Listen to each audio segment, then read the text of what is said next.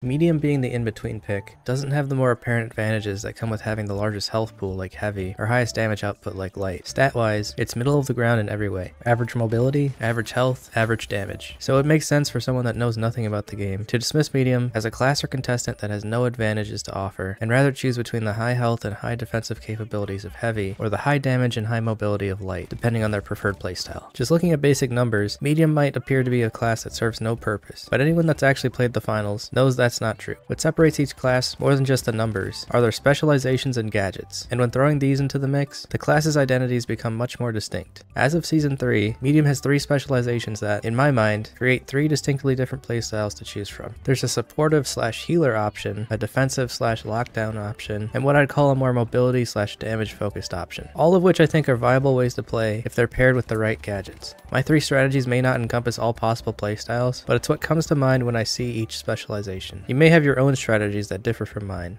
The builds and strategies I'll be going over are made considering cash out as the primary game mode, but 2 of these builds can also work in terminal attack.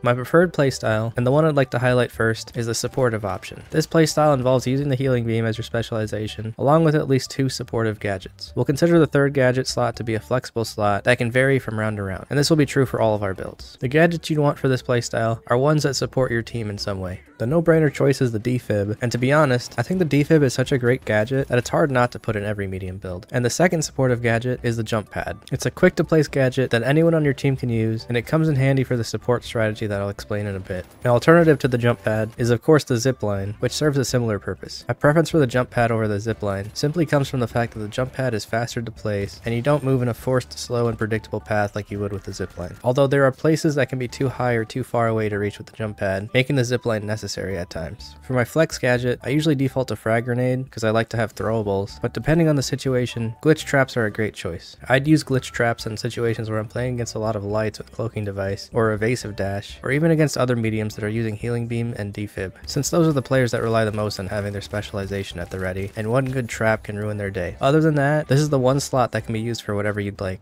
The strategy for the support playstyle is that you want to be more of a follower, going along with your team wherever they'd like to go and keeping a close eye on them without physically being too close to them. Ideally, if your group is dying, you want to be the last one down because you should be the one keeping them up. It can be a bit tricky switching back and forth from playing this way and playing as if you don't have the heal beam, since you have to remind yourself that your team should be doing most of the heavy lifting in the damage compartment, and you should be behind them or off to the side keeping them alive. As you're following, it's best to prioritize shooting at the same targets as your team, and since you're behind them, this should mean you'll generally be taking less damage in fights, and you'll be able to see your team's health to know when a fight is going south and you need to switch to your healing beam. The most important thing to note about playing with the healing beam as your specialization is that if you're healing someone, there's no need for you to be out in the open as well while they're taking damage. If there's an opportunity to sit behind some form of cover while you're healing, then do it. There's no value in standing somewhere where you can get shot when you can't fight back. Knowing when to switch off of your weapon to your healing beam and taking a back seat is the key to making this playstyle work. It comes from deciding in the moment whether it would be more beneficial to heal in a given situation or if it would be more beneficial to damage. Now, as far as why the gadgets I mentioned work well with this playstyle, is that the defib obviously can revive people, making it ideal for a healer and support focused strategy, and I don't think it needs much more explanation than that. As far as the jump pad or zip line, other than being a gadget that everyone on your team can use, it's also just a great repositioning tool for you when, as I described earlier, you're healing and don't want to be standing out in the open. It can help you reposition to a distance that still works with the healing beam, while also giving you a good vantage point to help in fights from a distance. Which brings us to our ideal weapon choices. If you're playing from a distance, it doesn't make sense to use weapons that don't have any range. So weapons like the riot shield or dual blades just aren't a good fit for this playstyle. But I won't say there's any perfect weapon choice, so just choose what you like. What makes this my preferred playstyle for medium is that it's only possible to play this way on medium. Medium is the only contestant in the game that could heal their team and the only one that can perform an instant revive. Maybe others will be able to do this stuff in the future, but we'll have to wait and see. Whereas you can argue that the other strategies that I'll be describing can be mimicked to an extent by the other 2 classes.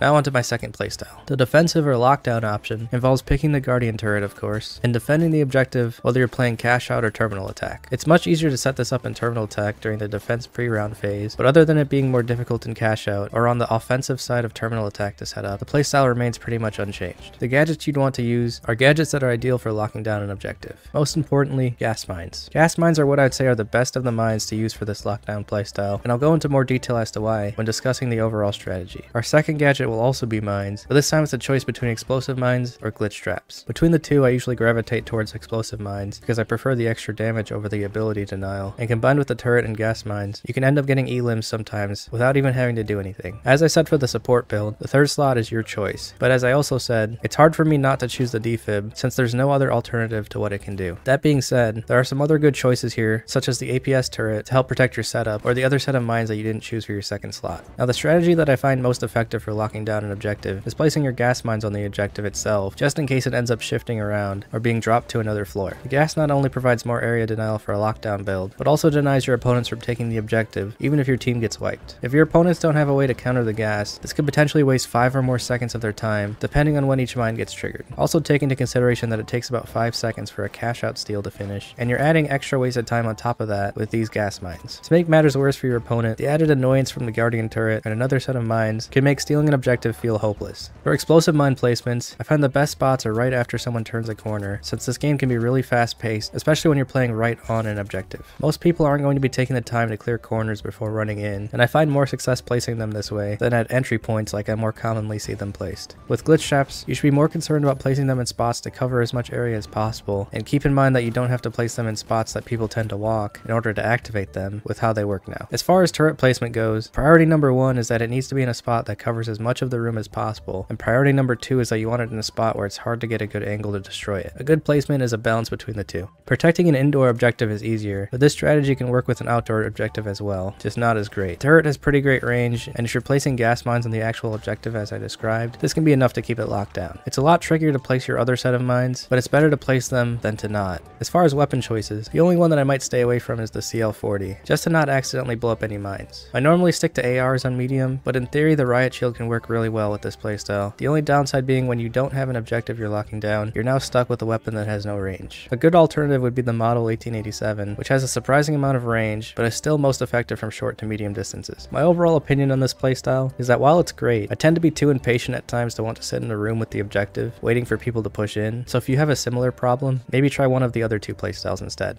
Okay, now this last playstyle I haven't quite refined, but I'd like to at least paint a picture of how it should work. If played right, it can be just as devastating as the other builds, but it also has what I believe to be the biggest gap between skill floor and ceiling. You'll be using the dematerializer as your specialization, basically creating a build that makes you have extremely high area damage. This build can also act as a counter to the lockdown playstyle, or any other team that's playing highly defensively. The first gadget is going to be the frag grenade or pyro grenade, and these are essential for tying this build together. Second will be explosive mines or gas mines, but if you're using pyro grenades, steer clear of using gas mines with them. And your third gadget can be a mine or throwable as well, the defib, or anything else you'd like, but more mines or throwables would technically better complete the build. The strategy is that you should be popping in and out of fights, using the dematerializer to accomplish this, and get a surprise angle or a quick escape on your opponents. As you open your window with the dematerializer, or find an existing opening for your surprise angle, you'll have the opportunity to use a frag or pyro followed by your mine. The frags with explosive mines work best for this strategy, because if executed perfectly, you can instantly delete someone or get them extremely low. The frag will act as a detonator for your mine, rather than relying on the inconsistency of it getting tripped naturally. You can also use the pyro grenade as an alternative to the frag as a detonator, although it's a bit slower. It's important to do this in the exact order I mentioned, because the throwables take longer to throw than a mine takes to place, saving you time and making it more difficult to get out of when doing it this way. This is hard to pull off because you generally only get one opportunity to catch someone by surprise during a fight, and swapping between your specialization, 2 gadgets, and then back to your weapon is a lot of inputs in a short time. Then of course if they move too much, either only one or nothing will hit, which is why this is great when playing against defensive teams. Chances are they'll have something placed down that can cause a chain reaction if you miss with your throwable. While this can technically be done with any specialization, being able to create an opening of your own means you can do this with more success than running into an existing opening and trying to toss a frag and mine at someone. And since medium doesn't have any real ways to destroy walls other than the dematerializer at the moment, it makes it the best choice. If you're pulling off a quick escape, the same thing can be done if your opponent tries to chase. It catches people almost every time. Of course, your priority should be to try and cut them off by closing a wall you've opened so they can't chase in the first place, but if they do make it through, you'll be ready. Tossing a throwable at your feet and then placing a mine shortly after works nearly every time. One of them will almost always hit. This is way more consistent than the surprise angle. It makes this build the best for personal survivability. This build is centered around trying to wipe out a target without giving them much of an opportunity to fight back, which sounds great on paper, but it is extremely difficult to pull off consistently. I'm sure with enough practice though, someone is going to get great at this. If you prefer area denial over the high damage frag explosive mine combo, then gas mines work better, or pyro grenades with explosive mines. Weapons of choice for this build are similar to the lockdown build. Anything works, but unlike the lockdown build, you want to blow up your mines. stats, so if the CL40 ever ends up getting a buff, it would be absolutely deadly with this build. The skill ceiling for this build is extremely high, since the dematerializer is a very quick thinking specialization that requires a bit of creativity, and you have to look at the maps and walls in a completely different way. Plus, as I mentioned earlier, swapping between your specialization, 2 gadgets, and your weapon is a lot to do in a short time span. I haven't used this build enough to claim I'm good at it, but I know it can work better than I'm showcasing in this video.